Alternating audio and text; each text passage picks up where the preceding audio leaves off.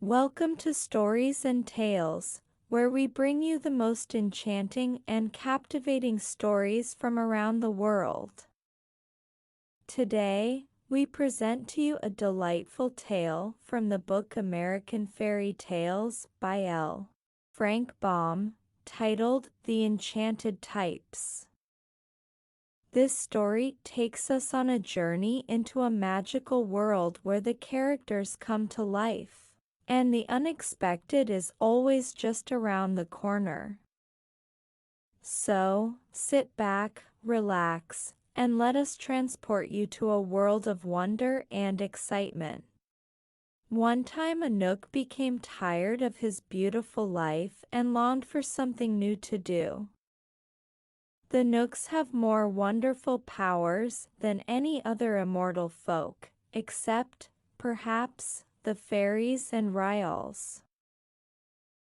So one would suppose that a Nook who might gain anything he desired by a simple wish could not be otherwise than happy and contented. But such was not the case with Popopo, the Nook we are speaking of. He had lived thousands of years, and had enjoyed all the wonders he could think of. Yet life had become as tedious to him now as it might be to one who was unable to gratify a single wish. Finally, by chance, Popopo thought of the earth people who dwell in cities, and so he resolved to visit them and see how they lived. This would surely be fine amusement, and serve to pass away many wearisome hours. Therefore one morning, after a breakfast so dainty that you could scarcely imagine it, Popopo set out for the earth and at once was in the midst of a big city. His own dwelling was so quiet and peaceful that the roaring noise of the town startled him. His nerves were so shocked that before he had looked around 3 minutes he decided to give up the adventure, and instantly returned home. This satisfied for a time his desire to visit the Earth cities, but soon the monotony of his existence again made him restless and gave him another thought. At night the people slept and the cities would be quiet. He would visit them at night.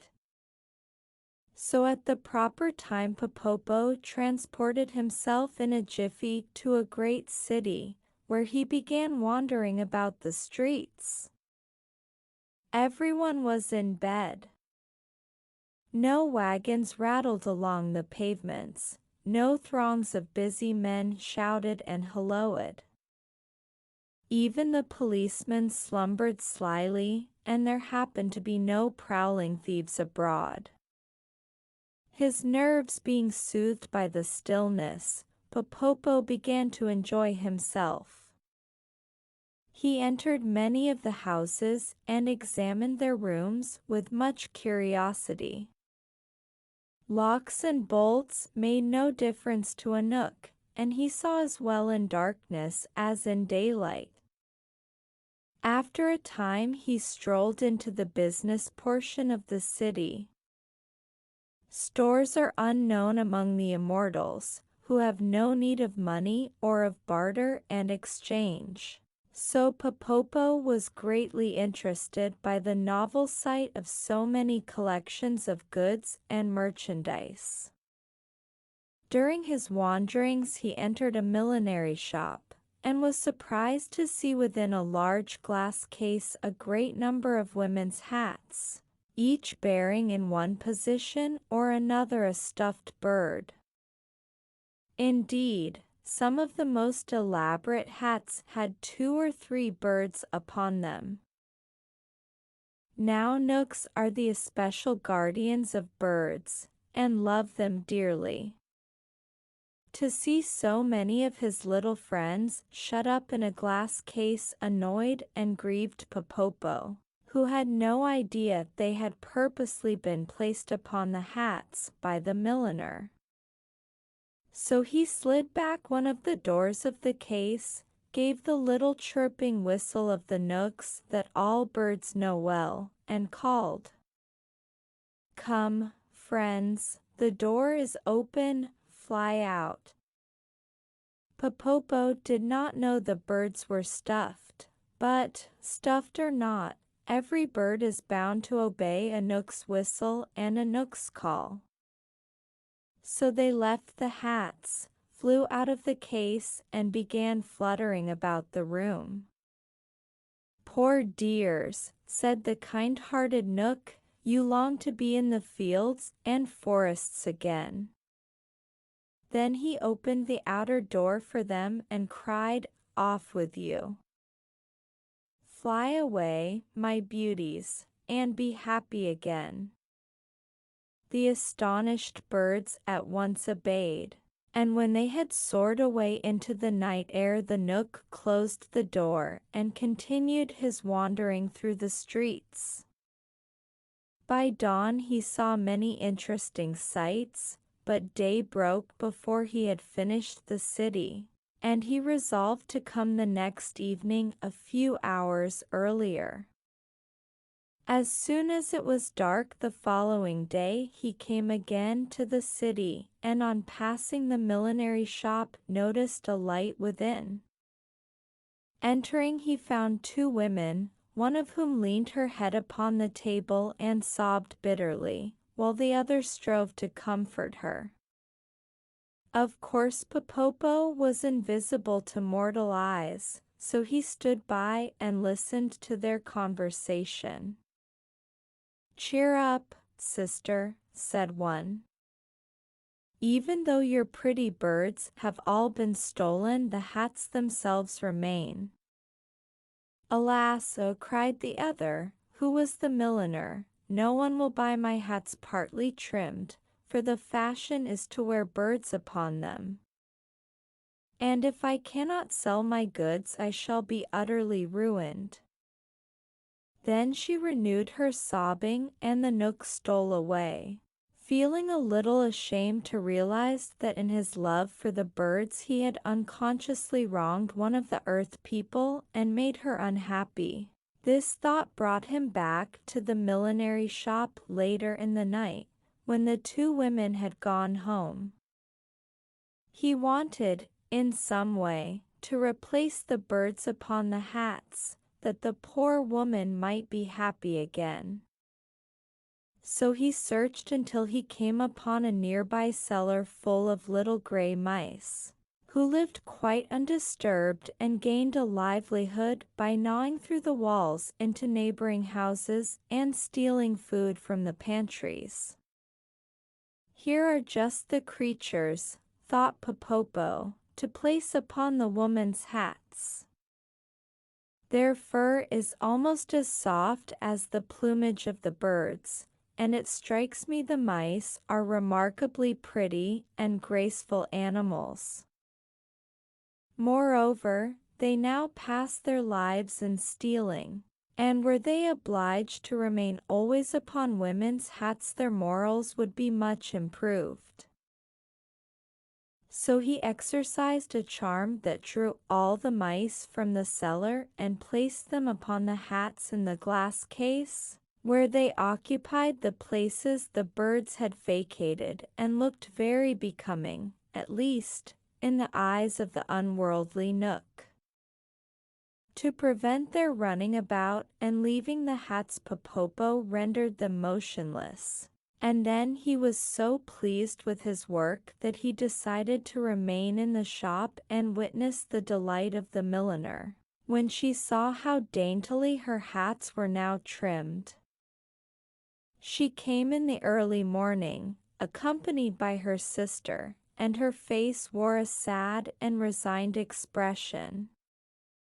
After sweeping and dusting the shop and drawing the blinds, she opened the glass case and took out a hat. But when she saw a tiny gray mouse nestling among the ribbons and laces, she gave a loud shriek and, dropping the hat, sprang with one bound to the top of the table.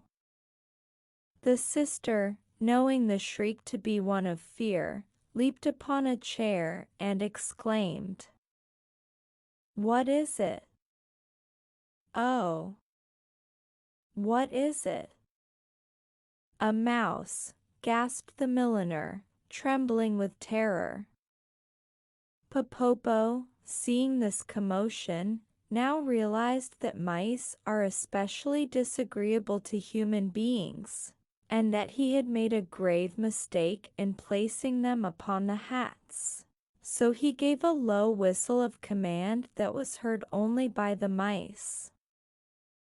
Instantly they all jumped from the hats, dashed out the open door of the glass case, and scampered away to their cellar.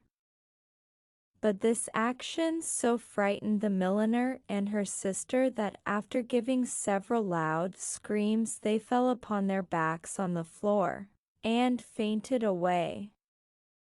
Popopo was a kind-hearted Knook, but on witnessing all this misery, caused by his own ignorance of the ways of humans, he straightway wished himself at home, and so left the poor women to recover as best they could. Yet he could not escape a sad feeling of responsibility, and after thinking upon the matter he decided that since he had caused the milliner's unhappiness by freeing the birds, he could set the matter right by restoring them to the glass case. He loved the birds, and disliked to condemn them to slavery again, but that seemed the only way to end the trouble. So he set off to find the birds. They had flown a long distance, but it was nothing to Popopo to reach them in a second, and he discovered them sitting upon the branches of a big chestnut tree and singing gaily. When they saw the Knook, the birds cried, "Thank you, Popopo. Thank you for setting us free." "Do not thank me," returned the Knook, "for I have come to send you back to the millinery shop." "Why?" demanded a blue jay, angrily, while the others stopped their songs. "Because I find the woman considers you her property, and your loss has caused her much unhappiness," answered Popopo. "But remember how unhappy we were in her glass case," said a robin redbreast, gravely. "And as for being her property, you are a Knook and the natural guardian of all birds, so you know that nature created us free.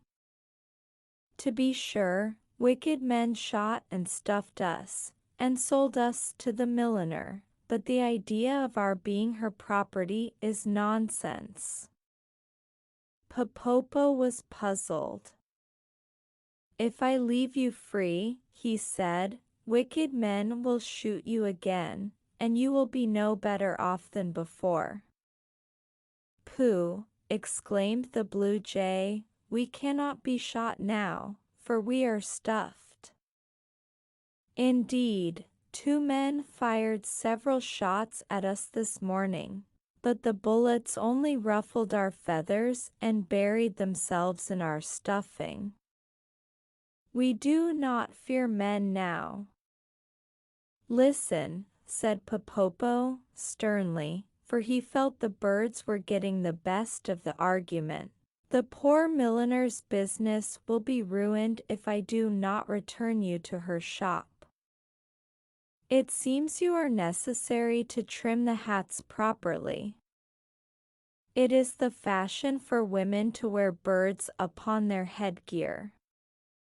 So the poor milliner's wares, although beautified by lace and ribbons, are worthless unless you are perched upon them."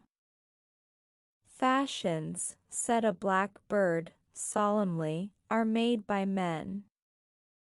What law is there, among birds or Knooks, that requires us to be the slaves of fashion?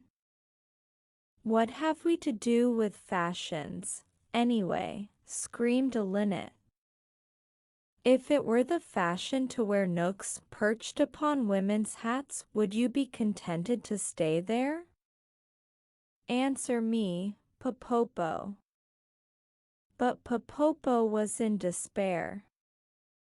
He could not wrong the birds by sending them back to the milliner, nor did he wish the milliner to suffer by their loss. So he went home to think what could be done. After much meditation he decided to consult the king of the Knooks, and going at once to his majesty he told him the whole story. The king frowned. "This should teach you the folly of interfering with earth people," he said. "But since you have caused all this trouble, it is your duty to remedy it. Our birds cannot be enslaved, that is certain, therefore you must have the fashions changed, so it will no longer be stylish for women to wear birds upon their hats." "How shall I do that?" asked Popopo. "Easily enough. Fashions often change among the earth people, who tire quickly of any one thing. When they read in their newspapers and magazines that the style is so and so, they never question the matter, but at once obey the mandate of fashion. So you must visit the newspapers and magazines and enchant the types." "Enchant the types?" echoed Popopo, in wonder. "Just so. Make them read that it is no longer the fashion to wear birds upon hats. That will afford relief to your poor milliner and at the same time set free thousands of our darling birds who have been so cruelly used." Popopo thanked the wise king and followed his advice. The office of every newspaper and magazine in the city was visited by the Knook, and then he went to other cities, until there was not a publication in the land that had not a new fashion note in its pages. Sometimes Popopo enchanted the types, so that whoever read the print would see only what the Knook wished them to. Sometimes he called upon the busy editors and befuddled their brains until they wrote exactly what he wanted them to. Mortals seldom know how greatly they are influenced by fairies, Knooks, and Ryls, who often put thoughts into their heads that only the wise little immortals could have conceived. The following morning, when the poor milliner looked over her newspaper, she was overjoyed to read that no woman could now wear a bird upon her hat and be in style, for the newest fashion required only ribbons and laces. Popopo after this found much enjoyment in visiting every millinery shop he could find and giving new life to the stuffed birds, which were carelessly tossed aside as useless. And they flew to the fields and forests with songs of thanks to the good Knook who had rescued them. Sometimes a hunter fires his gun at a bird and then wonders why he did not hit it. But, having read this story, you will understand that the bird must have been a stuffed one from some millinery shop, which cannot, of course, be killed by a gun. And that was The Enchanted Types by L Frank Baum, brought to you by Stories and Tales. We hope you enjoyed this magical tale and that it brought a smile to your face. Join us next time for another exciting story. And don't forget to like and subscribe to our channel to stay updated on our latest uploads. Thank you for listening, and until next time, keep exploring the wonderful world of stories.